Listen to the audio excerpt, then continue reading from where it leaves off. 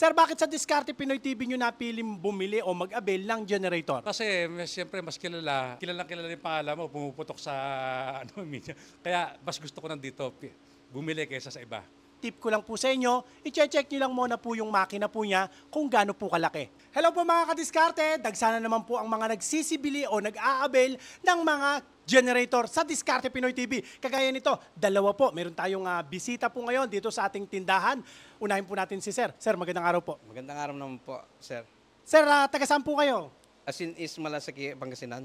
Oy, shout out tayo sa lahat ng mga taga Pangasinan. Ano po ba salita sa Pangasinan? Pangasinan, sir. Oh, pwede po ba kayong bumati sa kanila? Hindi ko po alam.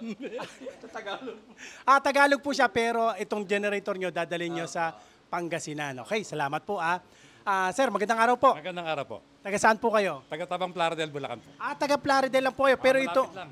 pero ito pong generator, saan nyo po ba gagamitan? Dadaling ko sa Bataan yan.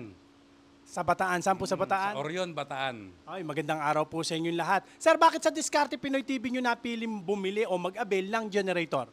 Ano kasi, siyempre mas kilala yung pangalan mo, pumuputok sa media. Kaya mas gusto ko nandito bumili kaysa sa iba. Maraming salamat po sa inyong pagtitiwala. O paano po? Testingin na po natin. Sir, ito po yun sa inyo. Pwedeng kayo na po ang mag-start.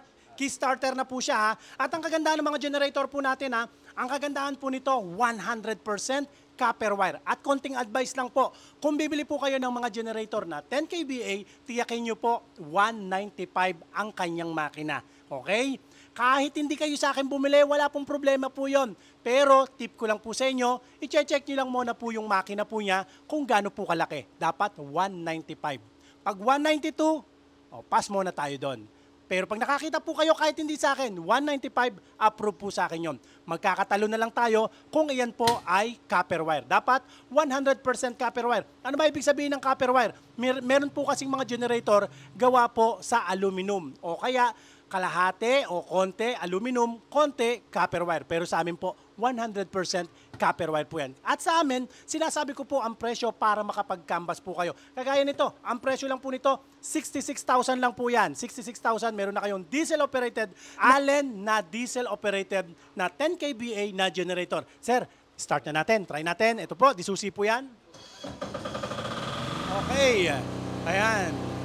Okay. Okay po kayo dyan, sir? Okay na okay. Okay, salamat po. Thank you, thank you. Patay na po natin. Dito naman po tayo ngayon kay sir. Sir, pwede po bang kayo na rin po ang mag-start para lang nagsusi kayo ng sasakyan?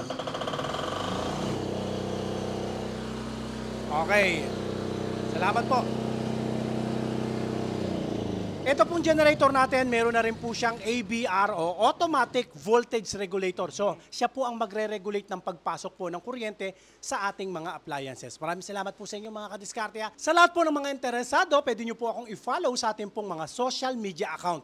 Pakishare nyo na rin po ang ating video sa mga kakilala o mga kamag-anak po ninyo na sa tingin nyo po may problema sa kanilang elektrisidad sa kanilang lugar o kaya nangangailangan po ng generator.